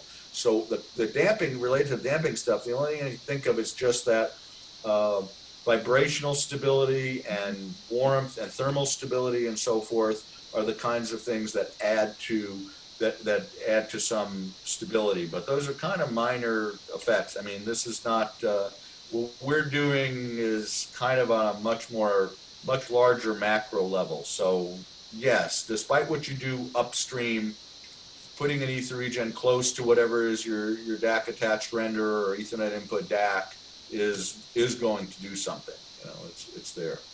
So can I just add a comment to expand Alex's and Leslie's question, if I can? So Leslie, you can get these little feet from Herbie's Audio Lab. They're called Tender Feet. They're $11 or $12 each, something like that. I have them under my EtherREGEN. They do help the sound a little bit. I would agree with Alex. They probably make it 8 to 10% improvement. They add a little clarity and focus. And just to clarify from a mechanical engineering perspective, controlling isolation is called damping. Dampening is to moisten something. Okay. That was probably me. No, you did. You said damping. Oh, okay. So I got a little concerned. I got a little concerned when Leslie said dampening something, because I thought there was something weird going on there. You're not supposed to pour water on it to make it sound better? These little things work. These little things work. And Alex, they also help the sound of your wonderful UpTone Audio LPS 1.0, 1.1, and 1.2 power supplies as well. Huh. So they're cheap. They're, I don't know, $12 each, maybe, something like that, in that ballpark. Less than 15. Right. They work great. You only need 3 per device. But Alex is absolutely correct that vibration of clock oscillators is audible. So you want to have some sort of isolation on your devices if you can. One of the reasons, and this is an area where I'm a bit out of my depth, but my partner John loves to regale me sometimes with science that goes over my head. He was studying for a while and a lot of seismic stuff. There's a whole field of extremely low frequency vibration that is omnipresent in our world, and this even comes down to there's actually a very smart engineer, Jonathan Borden, goes by Jabber on audiophile style. He has a whole thread called 1/F, which is all about the essentially low frequency effects that exist. I mean, things exist seismically, but they also exist at the kind of this the residual the noise effects of, you know, coming down even to like the shot noise or the Johnson noise of resistors and so forth. It's all about that the lower in frequency you go, the harder it is to control any of these kinds of effects. And this is the case with clocks with phase noise. That's where all it's essentially virtually impossible to have a perfect oscillator. And I think that there too, that's where a lot of this stuff that people are doing with vibration control in their systems comes into play, is that with these real subsonic types of vibration damping effects. And it's a fascinating field to me, but I can't say I play around with that a lot, but yeah. So, anyway. Other questions about the EtherREGEN or the design or where we're going or what it's all about, or Any of that? No. I Trying guess to you think said of it all. anything else. What's that? I I guess said it all. Yeah, I you said a said lot. I it all. tend to, once I get on a roll, I'm sorry. My apologies. My wife says I talk too much too. I So think you and that, Andrew Jones must be related. oh, really? Hey, I have a lot of respect for him. I like his stuff. No, I that's an think he does inside interesting SFAS stuff. joke. We have the Oh, we have the Andrew Jones rule, which I don't know if anybody's, when we used to have events like in person back in the day when we could physically get close to each other, we would bring in Andrew Jones and he would talk nonstop for hours if we did not stop him. And so the Andrew Jones rule is every half hour we had to stop and play music. oh, that's great. Yeah. I think I want to adopt that with my partner John too, because he goes. I tell you, and sometimes it's not.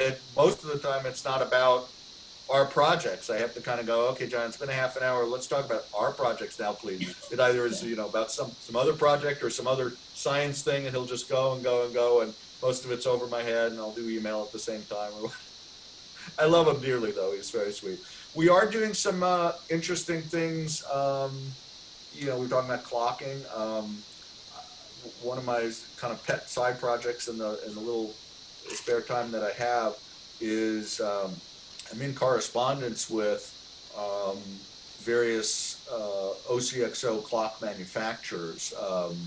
The kinds of companies, and well, there's some in Russia, there's some in Asia, there are a few in the U.S., but the people who are actually making very low phase noise OCXOs, and I'm trying to find those that are appropriate. And we're in actually direct discussions with, I remember his name, Raul, I think, the chief engineer for Cristec, because they're an interesting company. They're in the U.S. They tend to be a little bit modest about the capabilities, and they haven't really pursued trying to compete heavily in the OCXO space.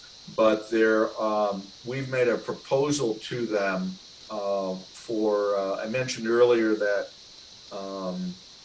we don't care about frequency stability. We care about low phase noise. But most OCXOs are made to be stable, and that as a byproduct they have low phase noise, and there are some requirements for that. And you can look up online, and you can pay anywhere, even as a manufacturer, you can pay anywhere from $400 to $1,800 just for a single clock to get really low phase noise, and you wait a long time, and you got to order a whole bunch of them, and it's a custom thing. We would like to see,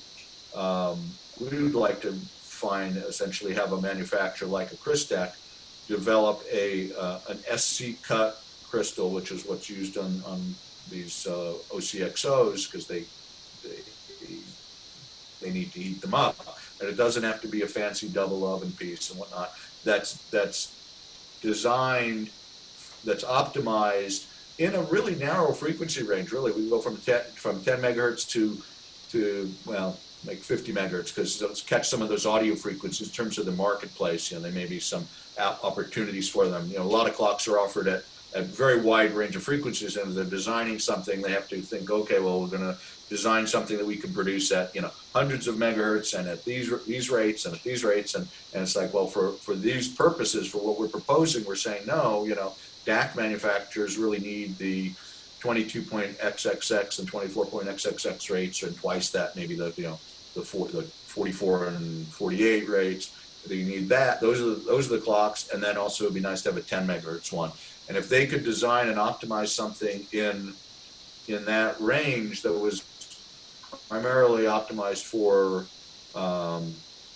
low phase noise, they could potentially do that at a more cost-effective price to be incorporated in DACs and in products like what we're doing, or even in maybe we offer an inexpensive low-cost clock or something. Maybe if we do a 25 megahertz version and a small enough package, we could offer it in as part of one of our interfaces and so forth. So we haven't heard back from them yet, and I don't know that they have a lot of incentive on that. And I've tried to have that dialogue with some other companies, but it's one of those things we're sort of trying to pursue things for the future, because we do feel that it's you know, somewhat critical. But anyway. Okay. Well, I hope this has been fun. It's been fun for me. Yeah, Other thank than I'm you, thirsty. We really appreciate your time. Oh, it's been terrific, and I'm sorry for going over the allotted time here. How many people did we have, by the way? Would you say? It's like around, I thought it was around 37 when I came on. That's the high I saw was 37. Yeah. Yep. Yeah. That's great. Well, again, if any of you have any questions at all, you know, about me, about the product, about anything I've said or anything that you read or whatever, please feel free. The contact page on our website goes directly to my email, and I spend, you know, 4 or 5 hours a day in email. So long questions I prefer to talk to people on the phone about, but otherwise, and again, as mentioned at the head, you know, our stuff is all sold with a 30-day money-back guarantee. So if somebody just wants to try one out and see, you know, what it was all about, you know, feel free to do so. I will say we only are this last batch of 250, which we were waiting on cases for a while. We are down to, I think, the last 15 or 20 units, and then there's going to be a pause again. But luckily, I have more parts and stuff in progress and en route, and the further delay for orders beyond these, once these are gone, should only be a few weeks. So we always, our website always says exactly what to expect in terms of delivery and stuff. But Yeah, and well, I'd just thank like you to all. add a comment. Yes. I'd just like to add a comment. As Alex knows, I'm one of his earliest customers for the EtherREGEN. I've been using it now since October. So my email address is in the chat. If any of you guys, like Phil or other folks, buy an EtherREGEN and you also just want to ping me for questions or support, as well as Alex, feel free. I'm happy to help you guys out as well. So That's great. Well, I really appreciate that, Stephen. You've been a big help both, you know, here and on the forums and everything, and you're quite knowledgeable. And I also want to give a nod to Stephen. He's helped me several times in the editing of both the EtherREGEN user guide and the white paper that we put out. So he has some a lot of background in that, and his help has been invaluable in focusing me on getting my writing reorganized, and it's and often on very short notice. So much appreciated. Well, thank you all so very much. I would hope that when this is all of this COVID stuff is all over, get to meet many of you in person. Wherever it is that you usually gather. I'm only a 2.5 hour drive to the Bay Area, so I'd love to make it out. And if anybody's ever coming up to Yosemite, stop by Mariposa and come and see, and try to play a tune. One last question: will I wanted to be able to read through some of the chat stuff. Will that remain after we end the call, or is there a way I can? I have to admit I've been ignoring things that people have said because I'm not good at that kind of multitasking. So is there a way for me to continue to read that, or is that going to go away in a second? Maybe there's not too much there.